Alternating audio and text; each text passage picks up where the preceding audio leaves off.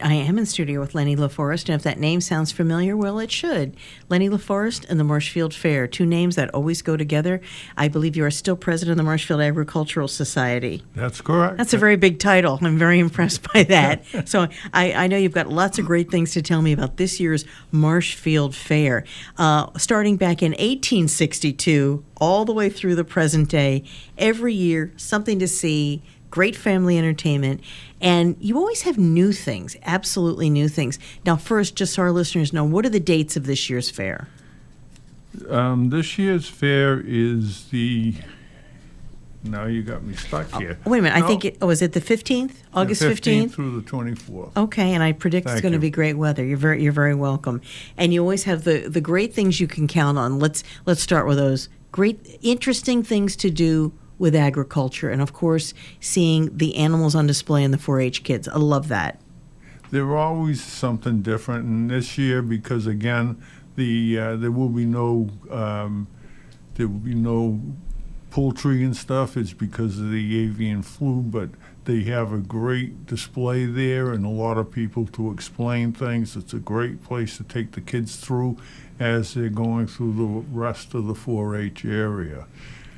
Absolutely, and you still have, I love those big, beautiful, like Clydesdales you have on display. Yes, yeah. And the kids that bring their, the goats and the cows and the little pigs. So adorable. I love that, and it's wonderful to see these kids take such good care of the animals.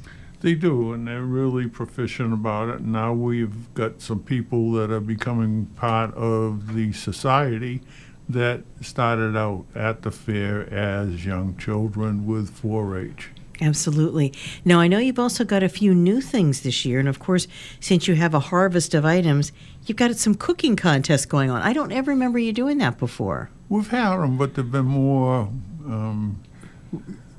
condensed or sheltered inside. Mm-hmm. In the big building? Yeah, and I think that this year they're breaking it out with some different things like sandwiches and citrus desserts, a taco-inspired item, and layered desserts. And then for the children, they're adding the children in, and any dish with lemons and a favorite side dish.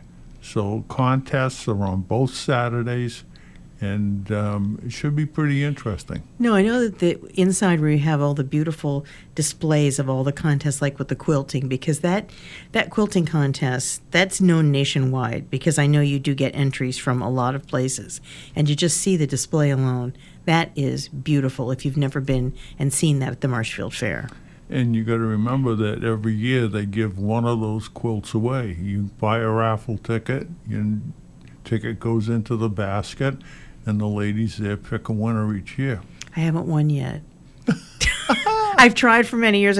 I still haven't won yet. Now, I know that a lot of times on all the hip shows and in the cooking shows, they talk about charcuterie, putting together, a board with the little items. To me, it looks like antipasta, but nobody says that anymore, charcuterie. But this year in agriculture, you got charvegerie. What is that, like the same thing but with vegetables? Exactly. It's just a twist on the charcuterie, and it's with vegetables. The agricultural people underneath the grandstand will supply the vegetables, and it's kind of a contest to see what you can do and what you can put together.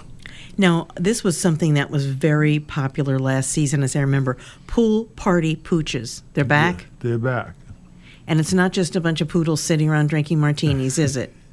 No, that's another kind idea. of pool party pooch, right.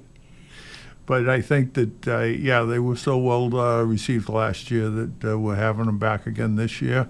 And for those that didn't see them, they do obedience demonstrations.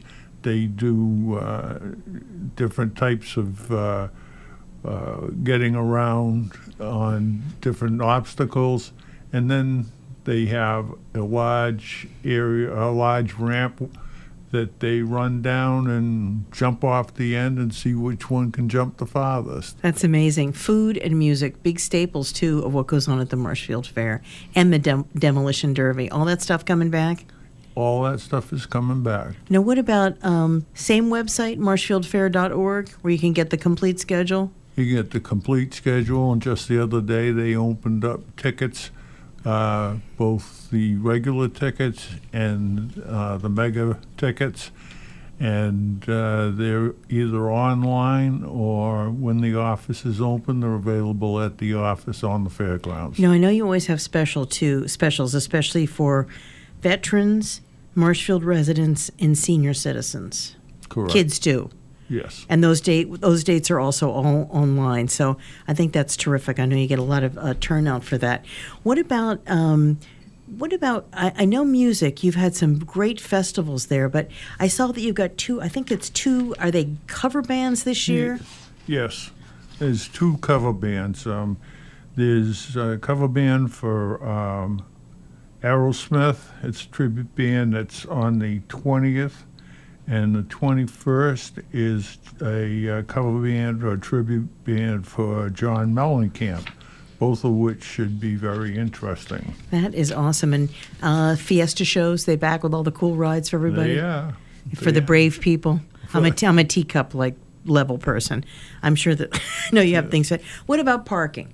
Parking always seems pretty organized, and I know they've got areas that you can park in and even some that benefit local organizations too. That's correct. We have probably about 300 or better parking spots on the grounds, and we just put in an area to expand it to another 200 or so parking on the grounds. So it's $10 to park on the grounds. You can buy a ticket with parking included. That's on the grounds parking. And then outside of the on grounds, you have all the residents that decide they want to park in their yards. Sure. But as fundraisers, you have the Friends of Music and the Boosters. And what they do is they swap between the Grace Ryder School area and the South River Street School area, so nobody gets better place than the other. Mm-hmm. And they've done that for years. They'll just swap places. Now, it's August 15th when it starts. It's the 157th fair, which is pretty impressive. If people are new to the area and they've never been to the Marshfield Fair, what are your words of advice for them? Do it. No, they should know it's a very family-friendly atmosphere. It's a very safe atmosphere. We do a lot of work with the town, the state, and the federal governments to make sure that we do the best we can for safety and security. Absolutely. And again, it's marshfieldfair.org. It starts on Friday, August 15th. I think the gates open at noontime. Correct. Is that the way that goes? We'll be, of course, doing some reports from there, too, and keeping people updated. Make sure you head down there. We're going to pop this interview up online, too. And again, I've been speaking with Lenny LaForest. He's the president of the Marshfield Agricultural Society, which, of course, is the parent operation behind the Marshfield Fair. Thanks so much for joining us today. Thank you, Christine. Always a pleasure. Oh, I feel it's always a pleasure to talk with you too, Lenny. I'm Christine James, 95.9, WATD 95.9.